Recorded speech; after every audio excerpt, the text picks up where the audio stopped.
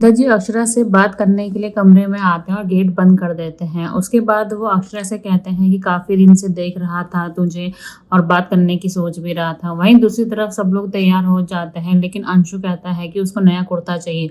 शौर्य कहता है कि माँ दुकान पास में ही है तो मैं लेकर आ जाता हूँ, कोई बात नहीं।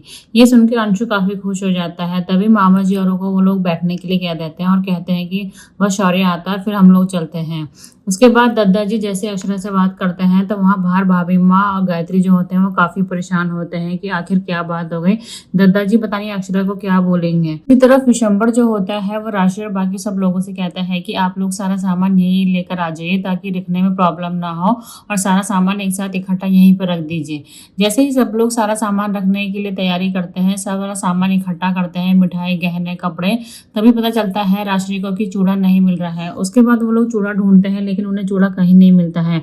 सब लोग चूड़ा ढूंढने लग जाते हैं, लेकिन चूड़ा फिर भी नहीं मिलता है। उसके बाद धन्या जो होती है वो कहती है कि जब से वो लोग यहाँ पे आए हैं मामा जी, और तब से चीजें गायब हो रही हैं। पहले शौर्य भाया की घड़ी हो गई है, उसके बाद हाथी, और अब चूड़ा गायब हो गया है।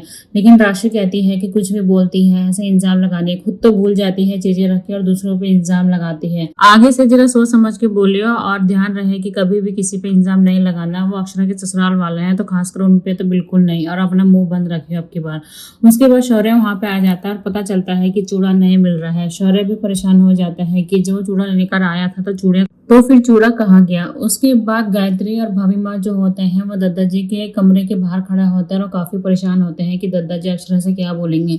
उसके बाद गायत्री ये भी कहती है कि अब पता नहीं क्या होगा। भाभी माँ कहती है कि रात भर काम कर रही थी बहू, इसलिए थाल गिर गई है, इसमें उसकी कोई गलती नहीं है। लेकिन गायत्री कहती है कि भाभी माँ, लेकिन आप तो जानती है ना दादाजी का व्यवहार कि वो गुस्सा हो जाते हैं।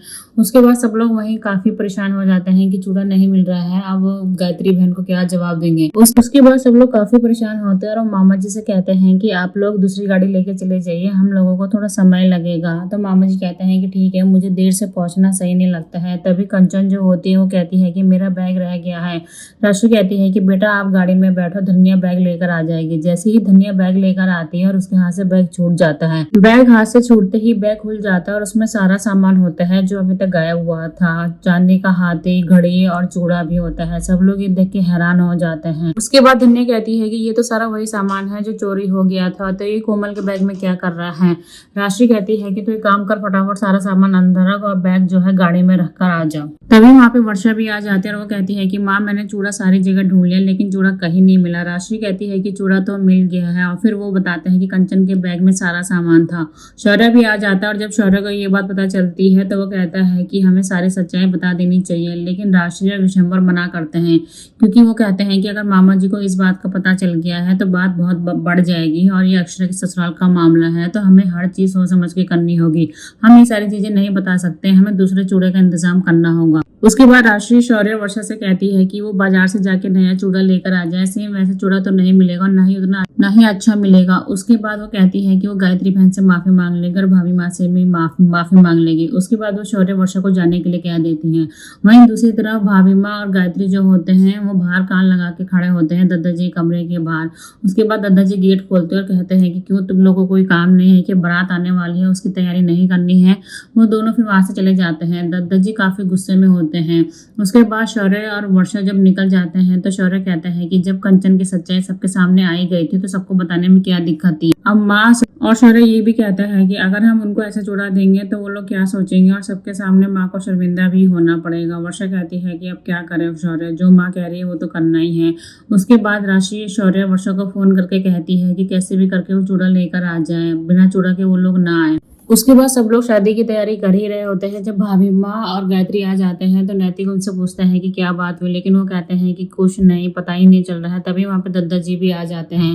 वो नैतिक से कहते हैं कि मुन्ना जाके देख ले, सारी तैयारी हो गई है। तभी जो विद्या होती है वो गायत्री से माफी मांगने के लिए आती है और वो कहती है कि कुआं पूजन की रस्म की सारी तैयारी उसने कहा था कि वो करेगी, लेकिन वो उठ ही नहीं पाई है। उसकी नींद हो गई थी, उसकी तबीयत खराब हो गई थी, जिसकी वजह से उस पर उठ नहीं पाई है। गायत्री कहती है कि कोई बात नहीं बेटा, होता रहता है। उसके बाद बिंदिया एक उसे हार देती है और कहती है कि मैं तब मानूंगी आपने मुझे माफ कर लिया जब आप शादी में इसको पहनोगे। उसके बाद वो ले लेती है काफी कहने के बाद। उसके बाद नैतिक जो होता है वो तैयार हो जाता है। सभी लोग तैयार हो जाते हैं। वहां पे कंचन और मामी जी भी आ जाते हैं। कंचन अपना बैग वहीं भूल जाती है मामी जी के पास। तभी वहाँ पे विशंबर और भी पहुँच जाते हैं। सब लोग एक दूसरे का आदर सत्कार करते हैं, एक दूसरे से मिलते हैं। विशंबर कहता है कि अगर मेरे लायक कोई काम होगा दद्दा जी तो आप प्लीज़ ज़रूर बताइए। उसके बाद सब लोग दद्दा जी की काफ़ी तारीफ़ करते हैं और दद्दा जी कहते हैं कि मैंने ये इसलिए पहना है क्योंकि मेरी बहू लेकर आई थी। सभी लोग अक्षरा की भी काफ़ी तारीफ़ करते हैं कि उसने सारी तैयारी करी थी, लेकिन अक्षरा तैयार हो रही होती है, बारात आने ही वाली होती है, लेकिन अक्षरा तैयार होकर नहीं आती। सब लोग अक्षरा का इंतज़ार करते हैं। उसके बाद राशि जो होती है वो गायत्री के पास जाती है बात करने के लिए और उसे बताने के लिए कि उन्हें वैसा चूड़ा नहीं मिला है। तभी वहाँ पे मामी जी आ जाती है और वो गायत्री से कहती है कि भाभी माँ बुला रही है। उसके बाद मामी जी ये कहती है कि उन्हें राशि से कुछ बात करनी है।